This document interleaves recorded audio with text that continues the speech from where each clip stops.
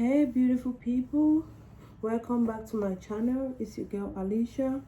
Please, before watching this video, subscribe below, click on the subscribe button below and thumbs up this video. So today is story time.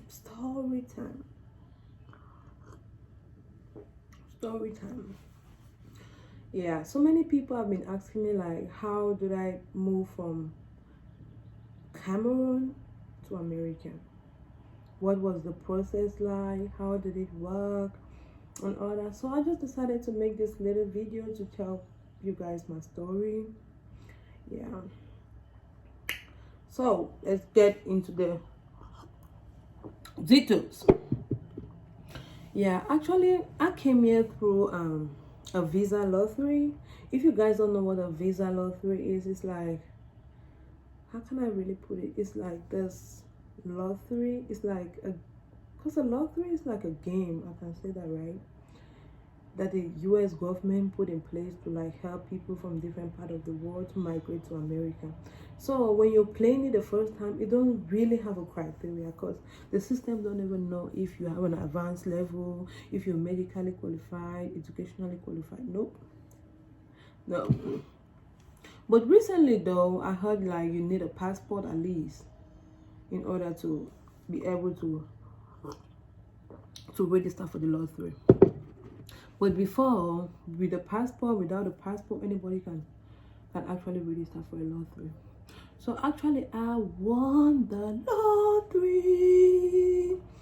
Yeah, that was my first time actually playing the lottery, and I won. I played the lottery in 2014. Yeah, I think that was 2014. It was. Let me laugh. When I went to the cyber, it was me, my big bro, my younger sister, and my big sister. When we went to the cyber, because actually I have a big face, as you guys can see, I have a big face. I know that. I have a big face. So when we went to the cyber, the guy was like, my ears are not showing because the picture, like the passport size you actually use to register for the lottery, has like certain criteria you have to actually follow. So the guy was like, your ears need to be out. So she actually put like some sticks in the back of my ear. It was a struggle. My picture wasn't fitting. Nothing was going right. They actually put me aside. They were like, just wait aside. So they were done with everybody, and then they came back to me. They were like, okay, now it's your turn. So finally the guy did it and it went through. I was like, okay. So with the lottery, when you actually register for it, you have to wait a whole year for the result to come out. So the result finally came out that was April, I think. May, that was April, yeah, beginning April 2015, yeah. So my big brother was the one that had the receipt. So he actually checked for me and he was like, you made it. He called me, he was screaming, my whole family was happy, like, you're going to the US, I was like, wow, really? Is this really true? Is this, because I never dreamt like this is gonna happen. But I know, like, I knew, like, with my struggle, with my prayers, God was gonna answer me one day. I knew it. So yeah, so I was like, wow, so my life is just gonna change. I'm just gonna move from Cameroon to America. And then it was a Saturday. On Monday, I found out I was pregnant. And actually, when you get this result, you can actually take a whole other year to process your visa. So I had to go online and fill the online part and everything, and then you wait for like a whole maybe year before they get back to you. So my pregnancy was going on with the documents going on, and then when I played, I was like single. Not like I was single, I was married, but my husband was working offshore. So they were like, if you have to play together with your husband, he has to be here presently. So I decided to play single. So when I had it, it was like single and then no child, and then I was pregnant and I had a husband. So it was a whole mixed up. And then so many people be telling you things like, put your family in there. Some people be like, don't put your family in there. But actually, I thank God I didn't, because so many people did that and they didn't succeed. So if you're that person out there that is actually having the same situation like me, I will advise you go by yourself, and then when you get here, you bring your family over here. It's much easier that way. So I actually did everything by myself, and I thank God my husband was 100% supportive about it and everything. My family was supportive. So I actually did everything. I had to fill the online part, wait for some few months, and then they finally called me back, and then they sent me this email like, you need to go for medicals. I was like, wow. When they sent me the email, guys, I already had my baby. My baby was like a month old. So I actually had to go to the medicals in Yaoundé, the capital of Cameroon. Yeah. So I went to the medical. So the ladies that were working there, they were like, your documents say no child. But as you guys know, like when you have a baby, you just have a baby, so many people can actually look at you and be like, this girl just had a baby. So the lady started talking to me. She was like, you look like someone that just had a baby. Like my breasts were even leaking, like everything, like, you know, like you touched me, you know I had a baby, because it was already like few hours we were seated there and I had a baby. I was breastfeeding, the baby was outside. I was like, okay. So I just decided to tell the lady what was going on. So I told the lady like, I actually had a baby, but my documents came before I had the baby and all that. She was like, that's fine, she's not gonna hurt me, or she's not gonna put anything in my document. I was like, oh God, thank God, thank you God. So I was so scared. Though she said that, I was still scared, because some people actually like say that and then just go in there, maybe due to some bias, or maybe they just put something else over there and then you end up not having a visa. But she actually did what she told me. So we did the medicals and we had to travel back, because we were living in Douala, that's the economic capital of Cameroon. So we had to travel back from Yaoundé to Douala. So we had to wait for like, after your medicals, you wait, your interview date is scheduled like a month ahead. Yeah. So after that, the medicals was 110,000 francs, which is like 240, like $220. Yeah, like $220. So if you're somebody that is about doing this, I don't know, things might have changed, but I'm just giving figures that you can walk yourself around, like have a clue of what to do, the budget and everything. So the medicals was like $220, which is 110,000. So when I was done with the medicals, they actually ask you to wait for like a whole week, and then you can pick up. Some people it take like 2-3 days, some people a whole week for them to come get their medicals, but they actually gave us a whole week for us to come get our medicals. So after a week, and then I was so lucky, I had a big brother living in Yaoundé, so I actually had to lunch in his house. So I had to stay with them, spend some time with them, with my baby for a whole week, and then I got my medicals. So after that, the next step was interview. So my interview was scheduled like a month. So usually the embassy, what they do is they send the medicals to the embassy, but in some cases they actually hand you the medicals, but they tell you not to open it. You don't open it. I had this girl that actually almost opened it beside me. I was like, what? Like, don't open it. If you open it, the embassy is gonna reject it.